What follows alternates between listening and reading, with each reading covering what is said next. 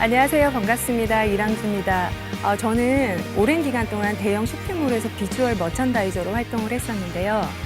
고객의 지갑을 열게 하고 또 매출을 높이는 일이 상당히 어렵더라고요. 그런데 똑같은 상품을 팔고 있는데 어떤 집은 매출이 엄청 늘고 손님들이 많더라고요. 그런데 어떤 가게는 파리만 날리고 있더라고요. 그래서 매출이 높고 손님이 많은 점포를 찾아가 봤더니 그분들은 상품과 함께 마음을 팔고 있더라고요. 그래서 오늘은 마음을 팔아서 수백 년 동안 살아남은 점포 그리고 상인들의 철학, 그분들의 이야기를 통해서 저희가 어떻게 살아가야 할까라는 고민을 해보는 시간을 갖도록 하겠습니다. 1년을 채 버티지 못하고 사라지고 있는 수많은 상점과 시장들. 그 치열한 생존 경쟁에서 100년, 200년을 이어오고 있는 세계 전통 시장들의 비결은 무엇일까? 비주얼 머천다이저 이랑주가 직접 발로 뛰어 그 해답을 찾았다. 좋은 물건을 팔겠다는 정직함, 마음까지 덤으로주는 온기, 오래도록 지켜온 전통, 새로운 것을 향한 열린 시각. 이랑주가 말하는 전통시장에서 깨달은 인생의 법칙. 비주얼 머천다이저 이랑주의 살아남은 것들의 비밀.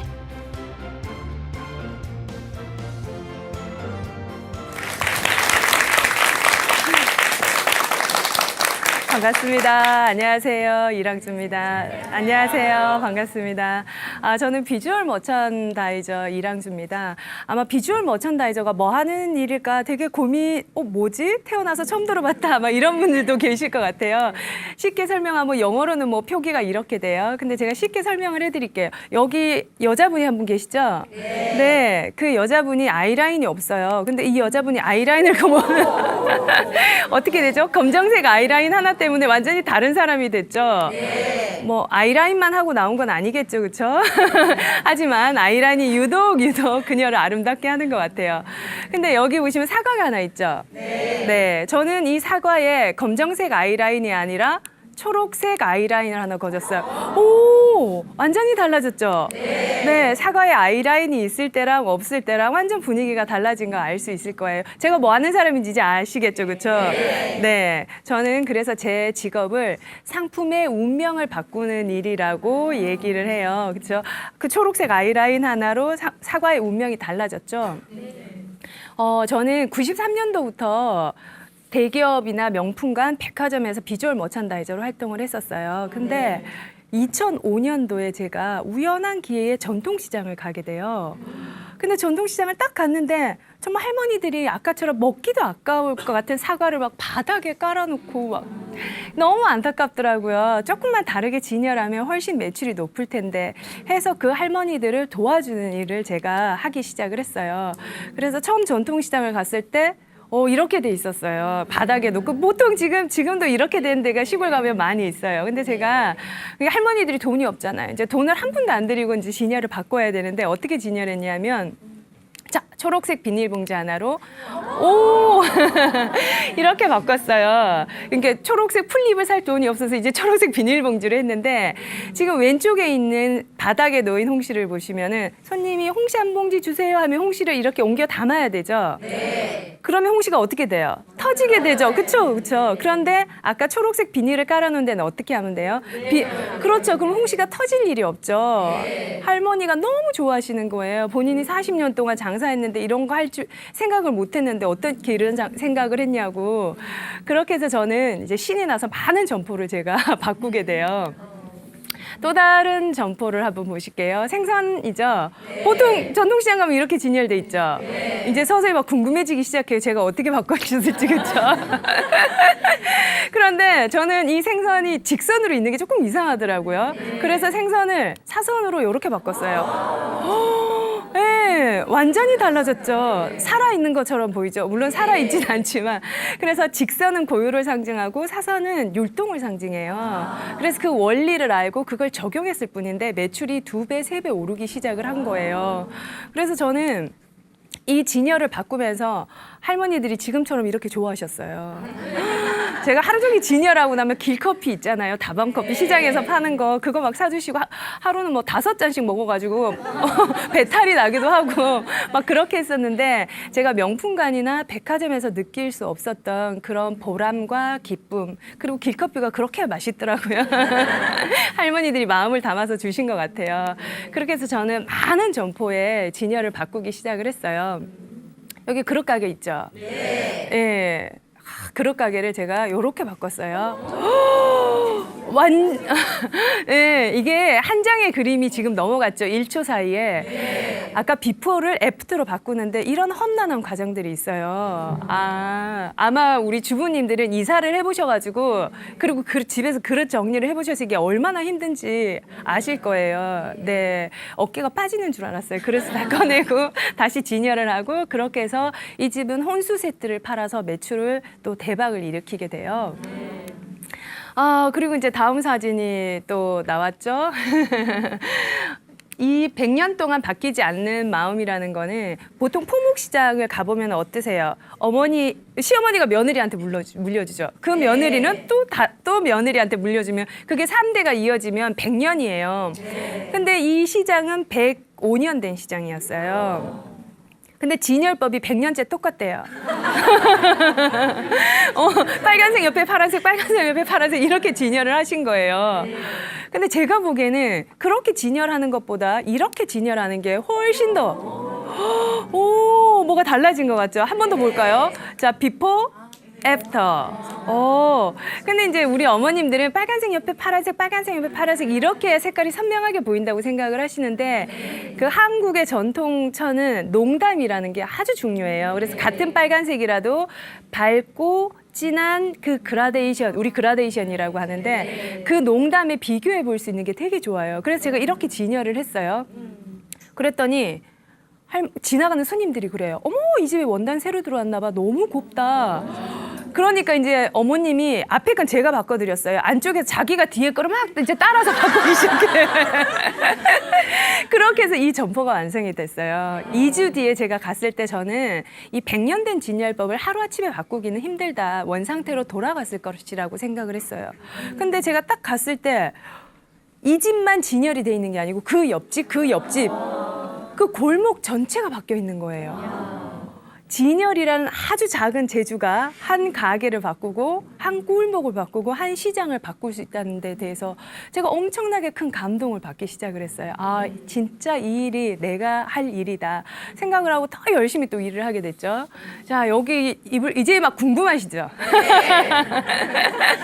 이불 가게가 있어요. 이불 20채 혼자서 개보신 분 손 들어보세요. 요즘 다 침대 쓰니까 이불 갤 일이 없죠. 저는 이불 혼자서 20채 개다가 거의 어깨가 탈골되는 줄 알았어요. 그래서 이 집에서 이 이불 가게를 이렇게 제가 바꿨어요.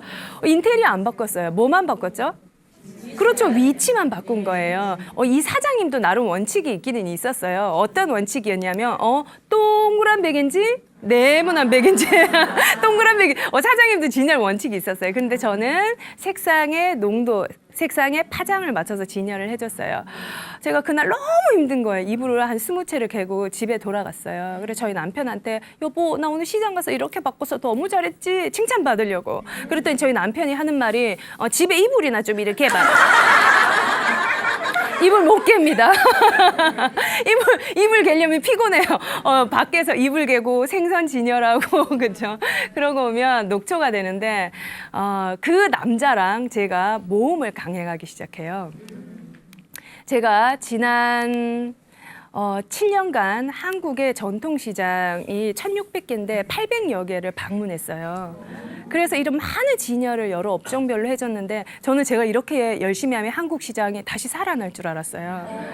그런데 한국 시장은 아직까지도 매해 매출이 감소하는 추세고 시장도 많이 줄어들었어요. 10년 전보다 한 20에서 30% 시장이 사라졌어요. 그래서 그걸 보면서 마음이 되게 아프더라고요. 근데 제가 세계 일주를 떠난 결정적인 계기는 한 지하상가에 제가 강의를 갔어요. 근데 그 지하상가에 상인분들한테 강의를 하는데 제가 그 얘기를 잘해요. 제가 1980년도에 어떤 회사에 입사하게 되는데 그 회사는 1980년대에 보색 가게 이대 앞에 어딘지 대충 눈치채셨죠? 이대한 보세 가게에서 오늘날의 대재벌이 된 이야기예요. 그 이야기를 해주는데 거기 이렇게 앉아 계시던 50이 넘은 상인분이 이러시더라고요. 나도 1980년대에 여기서 보세 옷가게를 시작했는데 나는 왜 다 망해가는 상가에 있고 그분은 재벌이 됐을까? 이유가 뭐냐고 저한테 딱 묻는데 제가 할 말이 없는 거예요. 아, 열심히 하면 될 겁니다, 사장님. 그냥 상투적인 얘기만 했어요. 근데 제가 지난 7년 동안 시장 상인들 그리고 소상공인 점포를 만나봤을 때 그분들은 누구보다 열심히 일을 했어요. 하루에 14시간씩, 16시간씩 시장에서 쪽잠을 자고 하루 세 끼를 거기서 다 해결하시면서 일을 하시는데 그분들한테 열심히 하라는 말은 아무런 대답이 안 됐어요. 이미 열심히 하고 있었어요. 그 말이 몇 년 동안 떠나지 않는 거예요. 이유가 도대체 뭘까? 근데 그분의 모습이 딱 저 모습인 거예요. 저를 닮아 있는 거예요. 정신없이 다니고 열심히 하고는 있지만 열심히만 하고 있는 거예요. 너무너무 바쁘게 매일매일. 그래서 여기서 한번 멈추고 이유를 찾아봐야 되겠다. 그래서 세계의 전통시장 소상공인들은 어떤 모습을 하고 있는지 어떤 철학을 가지고 장사를 하는지 알아봐야 되겠다고 생각을 하고 세계 일주를 떠나게 돼요.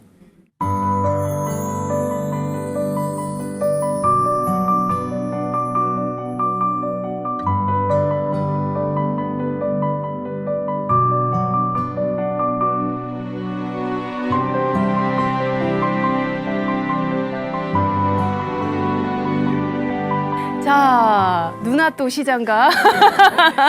예, 제가 나이가 어린 남편이랑 살아요. 예, 몇 살인지 얘기하면 기절하실 것 같아서 나이는 밝히지 않고요. 아까 이불 좀 집에 이불 잘 개라는 그 남자인데, 자, 세길주 가자 했더니 놀러 가는 줄 알고 따라 나섰다가 짐꾼으로 전락한 연하의 남편인데, 저희 부부는 40개국, 네, 1년간 40개국 배낭만 메고 떠났죠. 150개 전통시장을 방문을 했어요. 이 전통시장을 보면서 지붕이 도시의 랜드마크가 됐어요. 이 지붕을 하나 짓는 36만 개의 타일로 만든 스페인의 산타카레라는 시장인데 짓는데 한 7년에서 8년 정도 지붕 하나 만드는데 그래서 세계적인 관광 명소가 됐죠. 오, 여기 이게 시장이에요. 네, 함부르크 어시장이라고 그 일요일 날 아침이면 시장에 가서 댄스를 즐기는 거예요. 댄스 홀처럼 변하는 시장이에요. 너무 예쁘죠? 예, 500년 된 시장이에요. 500년째 그 건물을 그대로 유지하면서 세상에서 가장 아름다운 야시장을 뽐내는 폴란드에 있는 시장이고요. 그다음에 365일, 저희는 행사가 일회성이잖아요. 근데 365일 아침 10시부터 저녁 10시까지 축제가 열리는 시장도 있고요. 자, 또 보시면은 시장 건물 지붕이 300년이 됐어요. 이 지붕을 살리고 리모델링을 하는데 시장 전체를 통유리로 덮은 이런 시장도 있어요. 그래서 한국에서 정말 상상하기 힘든 많은 시장을 만났는데 그중에서도 제가 참 인상 깊었던 시장이 독일에 갔을 때인데요. 한국 시장은 거의 다 이렇게 지붕이 덮여 있잖아요. 근데 여기는 지붕이 없는 거예요. 그래서 제가 이렇게 들어가서 뚝 이렇게 걸어가는데 시장 중앙에 들어가서 깜짝 놀란 거예요. 시장 중앙에 1000명이 함께 식사할 수 있는 숲이 있는 거예요. 독일 사람들은 맥주 엄청 좋아하잖아요. 비어 가든이라고 맥주 이게 부스들이 있어요. 그리고 6개 맥주 회사가 한 달에 한 번씩 맥주를 교체해주는 그렇게 해서 손님들이 맥주 교체하는 날이면 엄청나게 오는 거예요. 그래서 주변 상인들은 이 맥주랑 가장 잘 맛있겠다. 그렇죠? 맥주랑 가장 잘 어울리는 소시지, 뭐 버거, 뭐 피자 이런 것들을 갖다 놓고 같이 판매하고 그리고 여기에 숲에서 점심 먹고 놀다가 저녁에 돌아갈 때 장 봐서 돌아가고 너무 대단한 거예요, 이 시장이. 그 우리나라에도 저는 이걸 보면서 막걸리 가든 이런 거 만들면 좋겠다. 괜찮을 것 같죠? 주막 같은 거 만들어가지고 우리나라 대형 맥주 회사들하고 이렇게 조인트 해가지고 뭐 이렇게 하면 되게 재밌을 것 같다. 가실 것 같죠? 네. 그렇죠? 이렇게 전 세계 관광객들도 올 것 같죠? 네. 이 방송을 시장 관계자들이 좀 많이 보길 바랍니다. 그런데 제가 시장을 둘러보다 깜짝 놀란 게 올리브를 파는 가게였는데 올리브 파는 할아버지가 50년 동안 여기서 장사를 하고 돌아가셨어요. 그러면은 우리나라 같으면 어떻게 해야 돼요? 뭐 사과 할머니가 들어올 수도 있는 거고 건어물 가게가 들어올 수 있는 거잖아요. 근데 이 시장은 올리브만 팔 수 있어요. 그 자리에서는 다른 품목을 팔 수 없어요. 여기 예쁜 아줌마가 들어와도 올리브를 팔아야 돼요. 총각이 들어와도 올리브를 팔아야 돼요. 무려 몇 년 동안? 200년 동안. 놀랍죠? 정말 상상도 할 수 없는 일이잖아요. 그래서 그 상인들한테 제가 인터뷰를 해보니 그 상인들은 이런 말을 하더라고요. 우리는 눈에 보이는 이익보다 전통을 물려주는 것이 더 소중하다. 우리는 시장이 사라지지 않길 바란다. 우리 아이들에게 시장이라는 문화를 남겨주고 이 아이들의 시장을 박물관에서 찾길 바라지 않는다. 이런 얘기를 하더라고요. 정말 감동적이었어요. 그리고 제가 또 다른 시장, 하루에 1만 명이 있는 시장이 찾는 시장이라고 해서 막 부랴부랴 달려갔죠. 저희 남편은 아침에 또 누나 또 시장가? 그렇게 여기 정말 대단한 시장일 거야 이렇게 해서 갔어요. 근데 들어가는 입구가 너무 허름한 거예요. 뭐 이렇게 허름한 시장에 무슨 1만 명이 찾아와. 근데 제가 시장을 이렇게 둘러보는데 너무 예쁘죠. 토마토 보세요. 토마토 자체가 너무 예쁘죠. 먹기도 아까울 만큼 싱싱한 거예요. 자, 그리고 생선 보세요.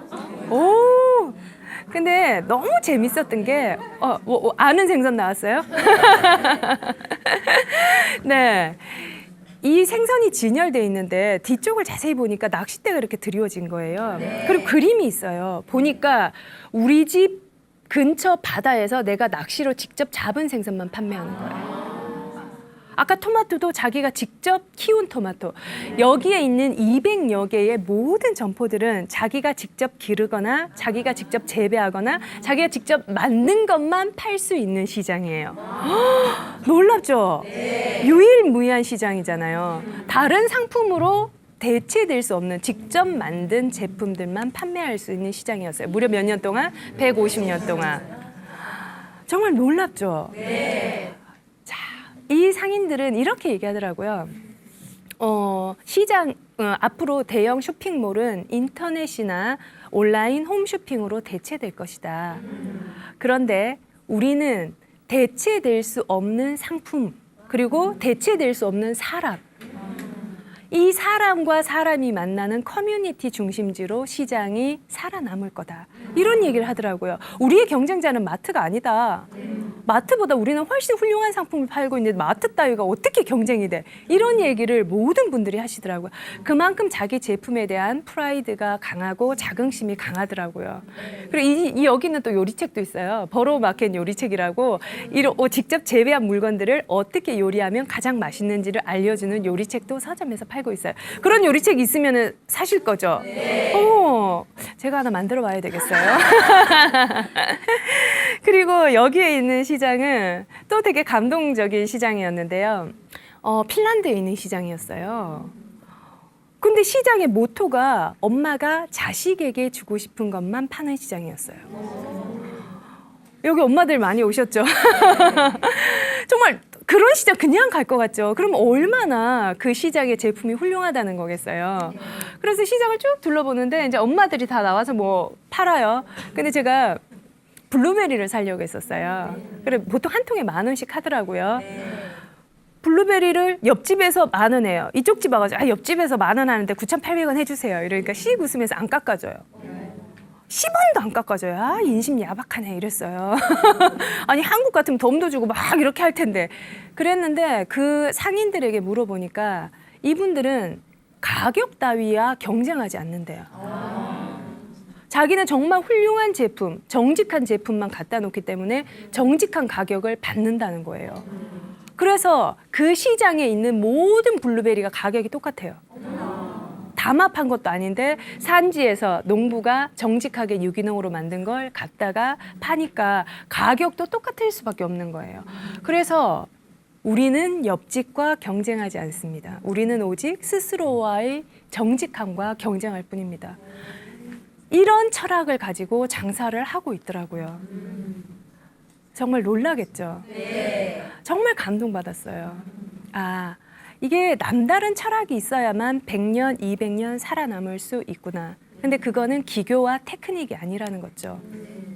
제가 시장을 세계 일주로 가서 시장을 봐야 되겠다. 막 이제 보따리 사서 출발할 때 이 시장이 얼마나 시설이 좋을까?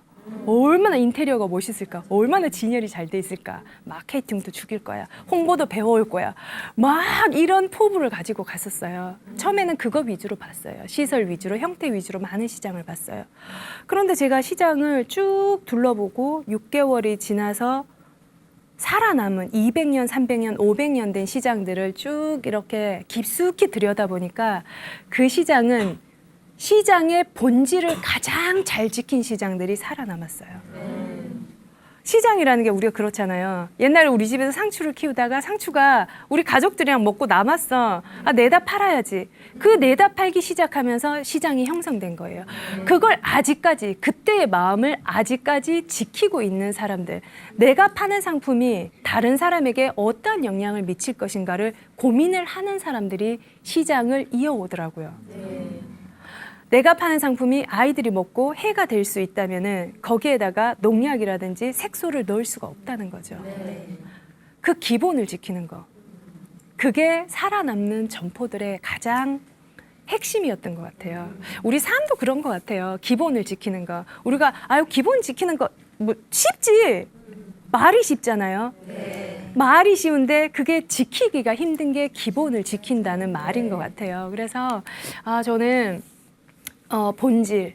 요즘 제가 요즘 고민이 많이 하는 거예요. 본질, 그리고 상인 정신은 무엇인가, 이런 것에 대해서 많은 고민을 하게 되는 것 같아요. 그래서 저는 한국에서 상상할 수 없는 많은 시장을 만나게 됐어요. 여행 초기에 즐거웠어요. 많은 시장을 보고 제가 이렇게 변신하게 됩니다. 제가 충분히 웃을 시간을 드릴게요. 자, 40 넘어서 여행을 하려니 정말 체력도 떨어지고 너무 힘들더라고요. 이 상태로 돌아오기까지 조금 시간이 걸렸어요. 그렇게 많은 어려움을 극복을 하면서 여행을 했었는데 제가 아까 이 사진을 보여드렸죠. 그리고 이 사진이 이렇게 진열이 바뀌었죠. 그런데 제가 그리스에 있는 생선 가게를 갔어요. 생선이 어떻게 진열되어 있었냐면 깜짝 놀라실 거예요. 이렇게 진열이 되어 있었어요. 어머나 어머나 다들 어머나 이러시는데, 네, 생선이 어떻게 돼 있어요? 그렇죠, 발딱 서 있어요. 네, 여기 부산 분 안 계세요? 어떻게 하죠? 살아있네. 어디서 많이 들은 것 같아요. 영화에서 살아있네. 네, 그렇죠. 정말 생선이 살아있는 것처럼 보였어요. 근데 이 사진은, 이 생선 가게에서 저는 2시간 동안 떠날 수가 없었어요. 저는 득도하는 기분이었어요. 이 사진을 보면서 제가 무슨 생각을 했겠어요? 나는 왜 지난 20년간, 저 이 일을 20년 넘게 했어요. 20년간 한 번도 생선을 세워보겠다고 생각을 못했을까? 나는 왜 생선을 세우지 못했을까? 왜 생선을 세우지 못했을까요? 왜? 그렇죠. 고정관념에 사로잡힌 거예요. 그리고 또 죽어있다는, 생선이 죽어있다는. 자, 저는 생선이 세워진 걸 한 번도 본 적이 없었기 때문에, 그래서 상상력도 보는 것에서 시작한다. 제가 생선을 사선으로 진열할 수 있었던 거는 백화점에서 사선으로 진열하고 있거든요. 본 적이 있었어요. 그래서 저는 내가 생선을 세우지 못한 거는 본 적도 없고, 그리고 본 적이 없기 때문에 상상할 수 없고, 그 다음 높은 거를 도저히 그려낼 수 없었던 거였던 것 같아요. 그래서 사람들은 많이 봐야 되겠다. 그렇죠? 많이 보는 것에서 상상력도 시장할 수 있구나. 그래서 저는 100년 된 가게, 그리고 상인들을 보면서 늙어가도 우리가 이 상상력과 마음이 낡아가면 안 되겠다라는 생각을 하게 됐어요. 자, 제가 시장에 처음 갔을 때 상인들에게 새로운 진열법, 비닐봉지를 깔고 생선을 사선으로 돌리게 하고 그라데이션 진열을 하는 게 말처럼 쉽지 않았어요. 그분들이 40년, 50년 장사해온 그 기법을 하루아침에 바꾼다는 거는 말이 안 되는 얘기였어요. 그래서 저는 그분들의 마음을 먼저 얻고자 했어요. 그래서 그분들이 어떤 아픔을 가지고 있나 찬찬히 그분들 마음이 되어보기로 했죠. 제가 처음 전통시장을 갔을 때 여기 보시면은 토끼가 한 마리 있죠. 매대를 넘겼어요. 상품을 진열하려고. 근데 매대 밑에 토끼가 한 마리 있는 거예요. 그래 나 할머니가 밤 대추를 먹여서 키우는가 보다라고 생각을 했어요. 근데 자세히 가서 봤어요. 자세히 가서 보니까 쥐였어요. 할머니의 그 제수용품에 쥐가 대추랑 밤을 훔쳐 먹어가지고 때깔이 너무 좋은 거예요. 어떻게. 그래가지고 제가 다라이를 들고 가가지고 막 후려쳤어요. 그러니까 겨우 엉덩이를 끌고 가더라고요. 근데 할머니가 저희 엄마랑 연세랑 비슷하세요. 70이 훌쩍 넘었어요. 근데 그 할머니는 걔네들을 쫓아내리는데 이 매대를 들어서 거기 안을 정리할 힘이 없는 거예요. 그래서 제가 이제 자원봉사자들을 모집했어요. 이런 할머니가 있는데 우리가 좀 도와주자. 그렇게 해서 이제 할머니가 쉬는 날 막 이렇게 청소를 해가지고 매대를 만들고 쥐가 못 들어오게 자물통을 만들어가지고 이제 진열을 막 해줬어요. 정말 하루 종일 걸렸어요. 7명의 사람들이. 그렇게 진열을 하고 났는데 그 다 된 가게를 보시더니 할머니가 펑펑 우시는 거예요. 할머니 왜 이렇게 좋은 날 왜 그래 이러니까 너무 고맙대요. 왜요? 이랬더니 우리 아들이 이거 5년 전부터 이 자물통을 고쳐준다고 했대요. 그런데 아들이 교통사고가 나서 척추장애인이 되신 거예요. 그래서 할머니가 이 연세에도 손주 둘을 대학교를 보내고 고등학교를 보내고 아직까지 케어를 하고 계시는 거예요. 그런데 이 할머니 집에 할머니 한 달에 몇 번 쉬세요? 이러니까 한 달이 뭐예요? 1년에 3일밖에 안 쉬어요. 아니 1년에 어떻게 3일만 쉬어요? 그러니까 명절날 당일, 그쵸? 추석 당일, 설날 당일, 그리고 부모님 제삿날. 그날 우리 봉사 갔던 7명이 다 펑펑 울었어요. 그러면서 그 봉사 갔던 직원, 우리 팀원들이 본인들도 진짜 이 일을 하면서 오늘만큼 뿌듯한 날이 없었대요. 내가 가진 재능이 누군가에게 쓰이고 그 사람들이 삶의 끈을 놓지 않는 그런 작은 씨앗이 됐다는 게 저희가 이 일을 하면서 가장 큰 보람이었던 것 같아요. 시장 일을 해서 제가 큰 돈을 벌 수는 없어요. 예, 큰 돈을 벌진 않지만 명품관 백화점 있을 때보다 더 큰 마음의 돈은 번 것 같아요. 울리려고 한 건 아닌데. 근데 제가 왜 이렇게 지도 때려잡고 슈퍼맨처럼 할머니 뒷동도 치우고 내가 어떻게 이런 능력이 있었지? 이렇게 생각을 해보니까 제 어린 시절과 맞닿아 있더라고요. 제가 이제 미스 과메기 출신이에요. 이 안 믿으시는 분위기 어떡하지? 그런 거 없어요. 제가 구룡포 출신이에요. 작은 어촌에서 태어났는데 저희 집이 이제 아버지가 어부셨는데 집이 되게 가난했어요. 그래서 이제 저희가 또 부부 금술은 너무 좋아서 6남매예요. 6남매 제가 막내인데 아버지가 뭔 사업에 손을 댔다가 이제 망했어요. 그래서 저희가 이제 작은 단칸방에서 8식구가 살아야 되는데 어머니가 이제 그때 먹을 게 없으니까 마당에서 돼지를 키우기 시작한 거예요. 돼지를 먹으려고 키운 건 아니었어요. 팔려고. 근데 돼지 사료 살 돈이 없는 거예요. 그러면 옛날에는 잔반을 얻어와서 돼지를 키웠잖아요. 그래서 이제 저희가 어렸을 때 신주머니를 들고 다닐 수 없었어요. 저희 6남매가 신주머니는 가방에 넣고 신주머니 대신에 구정물통을 들고 학교 앞 분식점에다가 이걸 딱딱 놓으면 이제 언니들은 멀리서 얻어오고 저는 이제 저희 학교 앞에 초등학교 앞에 있는 분식점에서 이제 잔반을 얻어다가 먹여요. 근데 얼마 전에 제가 이제 뭐 인터뷰를 하게 됐는데 이 얘기를 하는데 그분이 그러시는 거예요. 어머, 그거 들고 올 때 부끄럽지 않았어요? 이러시더라고요. 근데 그 질문을 받는 순간 제가 이게 부끄러운 건가라는 생각을 처음 해봤어요. 그때 당시로는 그게 부끄럽다고 생각을 못했던 것 같아요. 왜냐하면 관점이 저에게 있지 않았어요. 누구에게 있었죠? 그렇죠, 돼지. 우리 돼지가 먹성도 좋은데 얘가 지금 문짝을 뜯어먹고 있을 텐데 큰일 났다. 빨리 우리 돼지에게 이걸 먹여야 되겠다라는 생각밖에 없었던 것 같아요. 그렇게 해서 돼지를 키우고 이 돼지를 판 돈으로 저희가 학교를 다니기 시작을 했어요. 근데 엄마가 이제 재미가 들렸어요. 염소를 얻어왔어요. 닭도 얻어왔어요. 오리도 얻어왔어요. 소는 안 주시더라고요. 그렇게 해서 집 마당이 동물농장이 됐어요. 그러니까 동물이 많으니까 뭐가 많아요? 배설물이 많죠. 이 배설물이 많으니까 늘 쥐가 많은 거예요. 그러니까 어렸을 때부터 저희가 쥐 잡는 게 일이었어요. 그걸 보니까 저는 그게 무섭거나 지저분하다는 생각을 한 번도 해본 적이 없었던 것 같아요. 물론 그렇겠지만 어렸을 때 그렇게 해서 시장에 가서 쥐도 때려잡고 쥐똥을 치울 수 있었던 게 어렸을 때의 경험이었던 것 같아요. 그래서 제가 어린 시절에 농경, 어로, 수렵, 축산 마스터를 다 했어요. 자격증도 있어요. 예, 저희 아버지가 주신 거예요. 근데 저는 내가 어린 시절에 왜 이렇게 가난했는지 30년 지나서 알았어요. 제가 초등학생이었고 지금 딱 30년이 지난 이후에 시장에 가서 어려운 사람들을 돕고 너희 재능으로 그분들의 마음을 보듬어 줘라라는 그런 뜻이었던 것 같아요. 그래서 모든 경험에는 이유가 있고 경험만큼 훌륭한 스승은 없다는 생각을 하게 됐어요.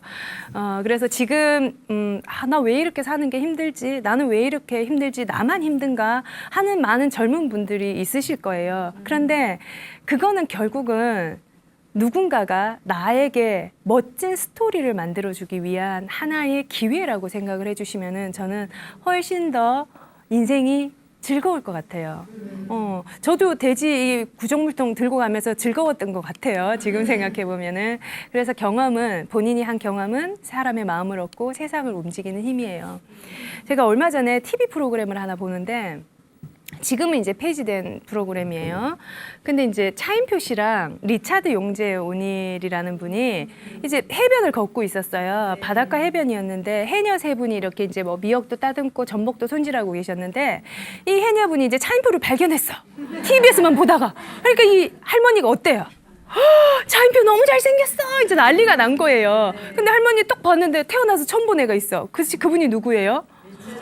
그분이 뭐 하시는 분이에요? 에이, 피아노 아니고? 그렇죠, 비올리스트죠. 근데 이제 할머니도 비올라를 태어나서 처음 봤어. 그래 할머니가 이제 물어요, 용재 오닐에게. 등에 맨 게 뭔겨? 여기 서울이라서 지금 해석이 안 되고 있어요. 등에 맨 것은 무엇입니까? 이런 뜻이에요. 등에 맨 게 뭔겨? 그러니까 할머니는 또 용재 오닐에게 대답할 기회를 안 줘. 기타인가 배. 자기가 묻고 자기가 대답. 할머니들이 그래요. 제가 할머니들을 너무 많이 만나가지고. 근데 또 자기가 지시도 해. 한번 울려 보이소. 이렇게 자기가 지시까지 다 내려. 용재는 한마디도 안 했어. 근데 이 목관악기는 어때요? 해풍이 부는 바닷가에 열면 염분에 의해서 악기가 틀어지고 음이 달라져요. 그런데 할머니가 울려 보이소. 이랬는데 용재가 그날 악기를 꺼냈을까요? 안 꺼냈을까요? 그렇죠. 꺼냈어요. 꺼내가지고 자갈에다가 이렇게 발을 딱 박아요. 이제 거기 자갈밭이었어요. 발을 딱 박고 용재가 비올라를 이렇게 켜요.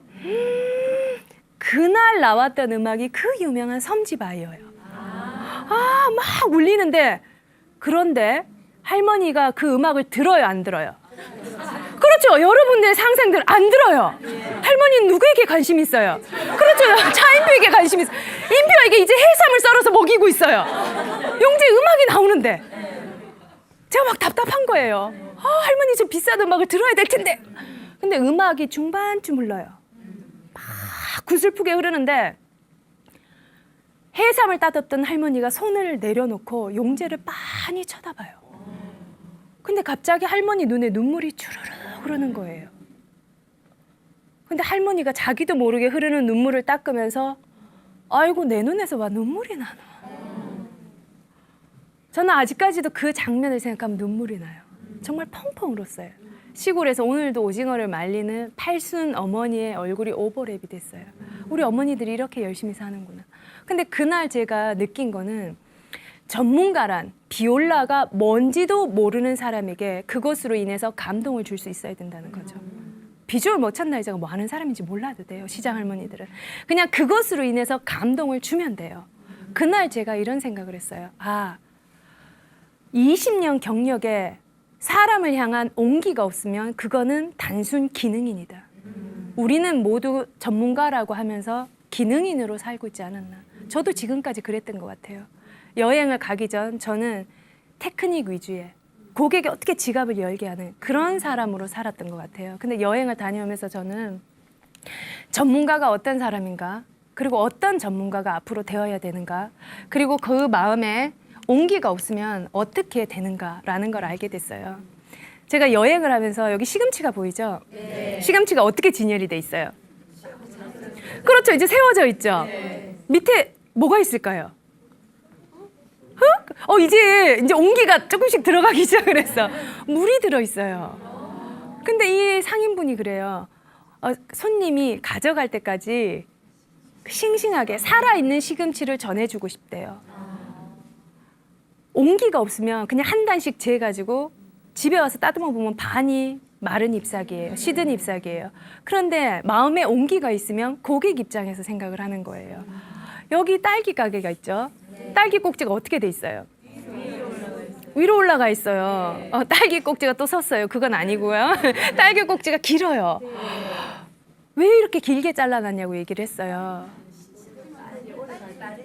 빨리 아니에요. 상상력이 부족하고 있어요. 지금 빨리 마르지 않게. 근데 이 상인분이 하시는 말씀이 봄이 와도 도시 사람들은 딸기밭에 가서 딸기를 따는 여유가 없대요. 자기는 시골에서 자랐대. 그래서 어렸을 때 봄이 어떻게 왔는지 알았냐면 엄마랑 손잡고 딸기밭에 가서 첫 딸기를 따는, 그래서 봄을 알았대요. 도시 사람들은 그런 추억이 없는 거예요. 그래서 우리 집에 오는 고객만이라도 딸기를 따는 그 순간을 느껴보라고 이렇게 만들었대요. 시인이죠? 네. 저는 이런 분들을 보시면서 정말 전 세계에도 살아남는 사람들은 가슴 속에 사람을 향한 따뜻한 온기를 품은 사람들이 진짜 세상을 바꾸고 살아남지 않을까. 그래서 제가 여기 마트예요. 보시면은 티슈가 꽂혀 있죠. 우리 마트 쇼핑 많이 해보셔서 알죠. 물건 만지고 나면 어때요? 젖어요. 어떻게 해요?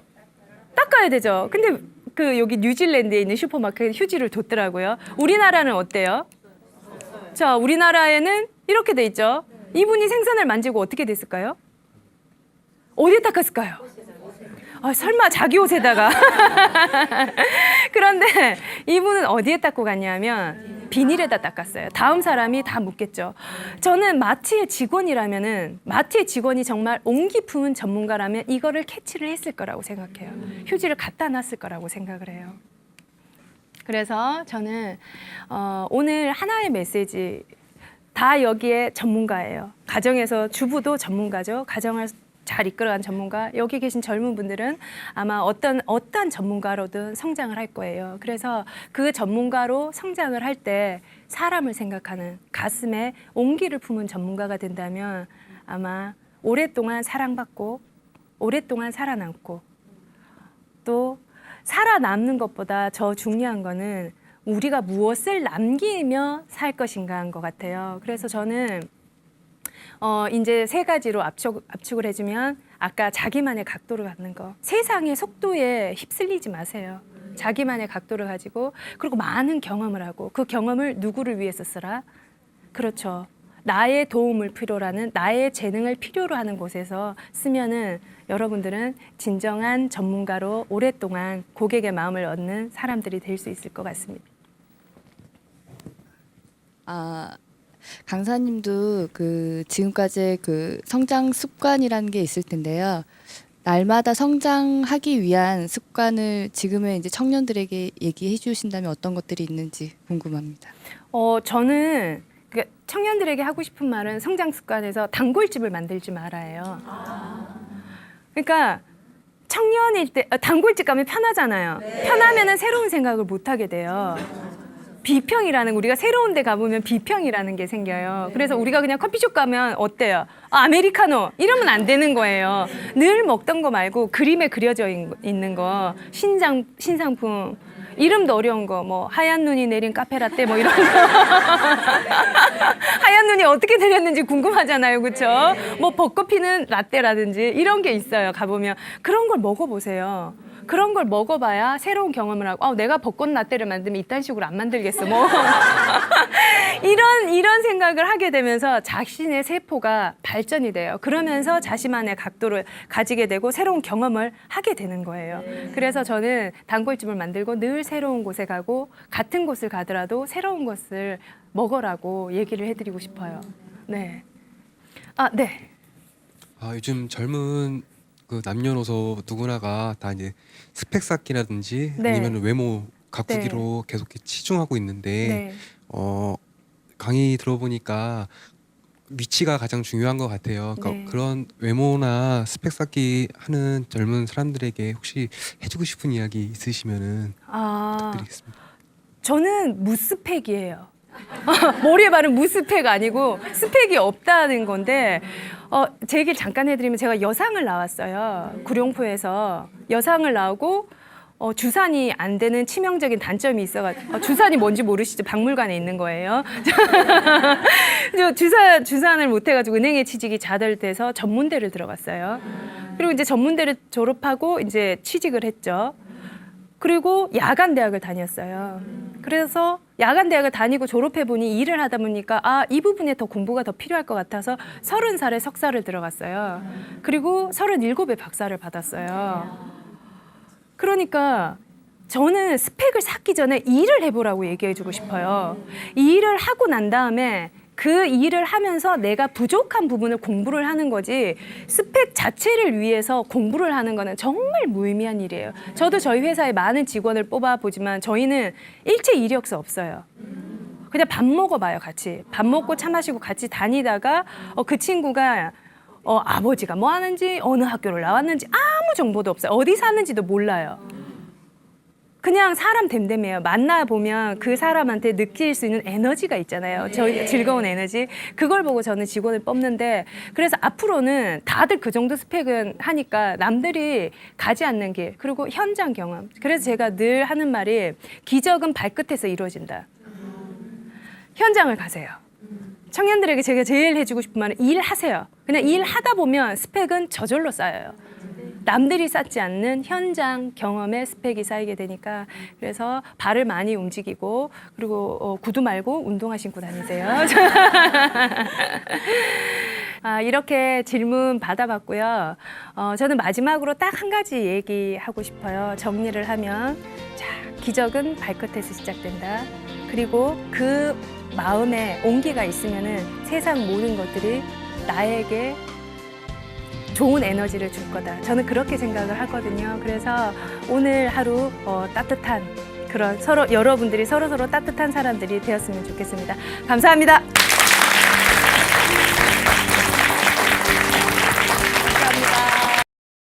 감사합니다.